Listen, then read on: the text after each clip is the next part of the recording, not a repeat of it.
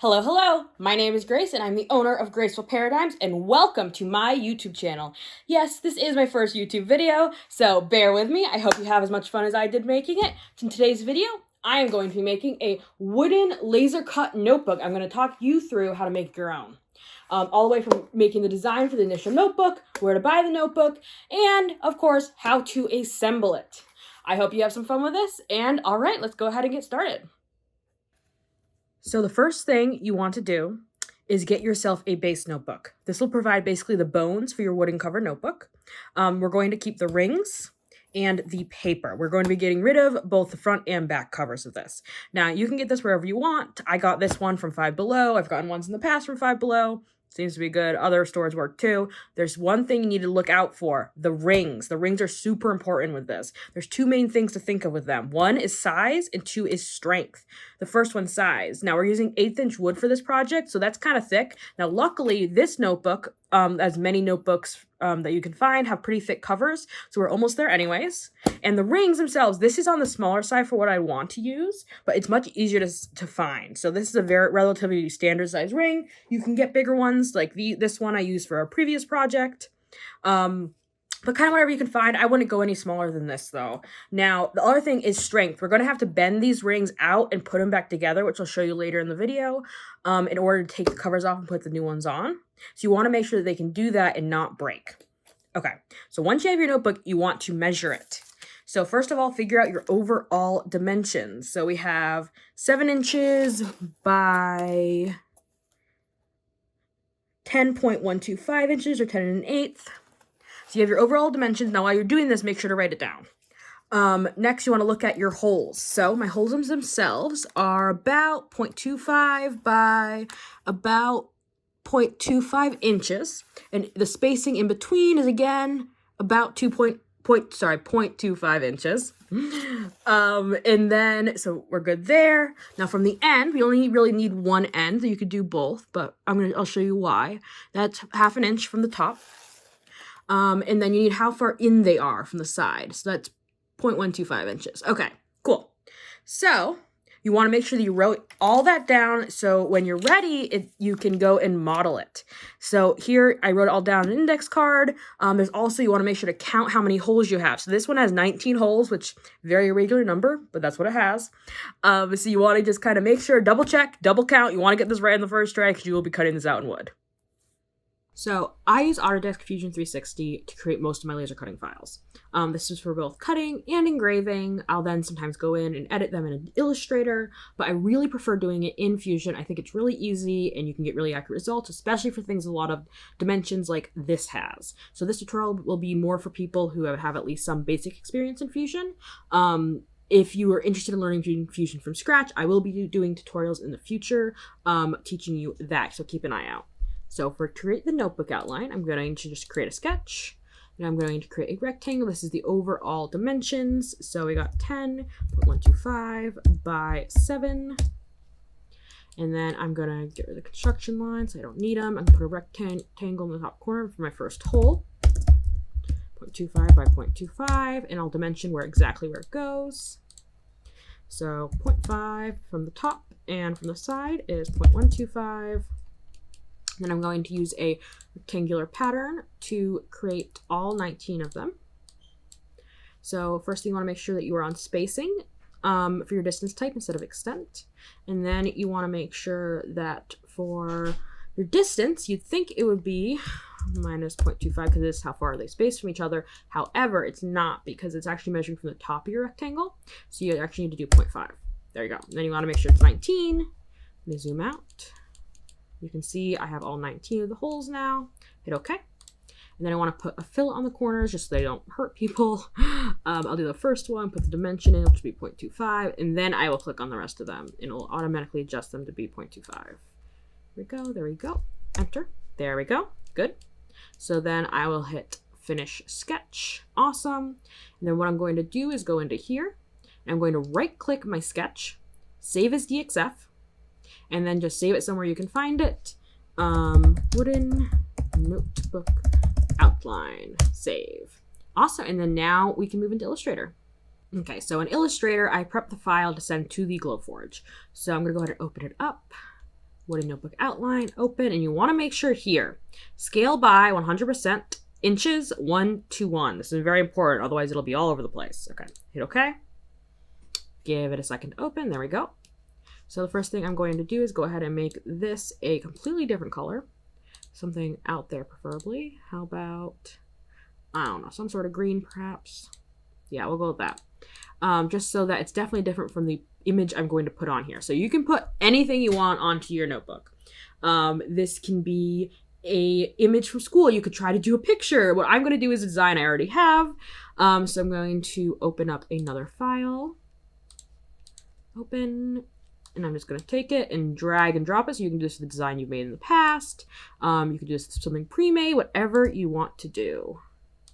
So I'm going to go ahead and center it. Let's go ahead and make sure that this is on a new layer. Make my life a little easier. There we go. Hide it for a second. So what I'm going to do is make sure that all this is grouped, because I want to make sure my owl is as centered as possible, and it's easier if this is grouped and you don't move all the little holes. So I'm going to make sure everything's visible, and then I'm going to select both things, the owl and the object. The owl itself is not grouped. Let's go ahead and do that as well. That's Control G. So I have both selected. They're both groups. They're like items. So let's go ahead and hit both of my centering. Now you'll notice it actually looks slightly off center, even though it's completely center side to side because of the holes. So I'm actually just going to tab over with my arrow key and about there. Just kind of want to get as close as you can. You can kind of play with what settings you want. I will show you what I'm doing specifically for this owl in my settings in Glowforge. So now that you have the file ready, and this is two different greens. You just have to make sure they're not exactly the same. I'm a little paranoid, so let's go ahead and change this even more. Let's do something like that. They definitely don't have. All right. So, file, export as. You want to export it as an SVG file. I tend to think that that works the best. So, wooden notebook outline, that's fine. Hit export, and then just hit OK. There you go. And now your file's ready to send to Glowforge. All right, so I've gone ahead and uploaded my file to Glowforge, and I'm going to go ahead and resize it. So it tends to come in the wrong size, so I'm just going to go ahead and change this to 7 because I know the width is 7 inches, and now for sure it is the correct size of what I measured. So what you can do is I need to go through and change all of these settings. So give me a moment and I will do that. Okay, so I've gone ahead and put all the settings in, so let me explain. So first of all, I order them. So I make sure everything I'm doing engraving goes first, and then things doing scoring goes next, and then cut goes last. It just kind of keeps it ordered. Also, it's always good to have cut go last in case it moves a little bit when it cuts out and like drops. It makes it cut a lot cleaner. So all my engraving, I do 960. I find this to be the cleanest. So speed 900. Power 60. I am using a generic balsa birch plywood, not proof grade. Just bought it off the internet. You can get it Amazon or Etsy. It's easy to find. And these settings work really well for that. So for the scoring, I use 500 speed and 40 power. And then for the, again, scoring, and then cutting, which is down here is my overall outline. Everything else I'm going to leave as score or engrave. So my outline, my cutting, I do as speed 160, power 100. Overall, I find these settings to work pretty well. If you are worried and you've had having trouble with your wood not cutting all the way through or whatever wood you're using, you can always cut the outline first and then do all of the engraving. And that way you don't like risk having to like redo it or anything. But I'm just going to go for it because I know these settings work. So let's go ahead and make sure all these things are set. So 0.125, and as you can see, I already put my wood in. We're about in the bottom corner. It's going to move anyways, so let's hit print.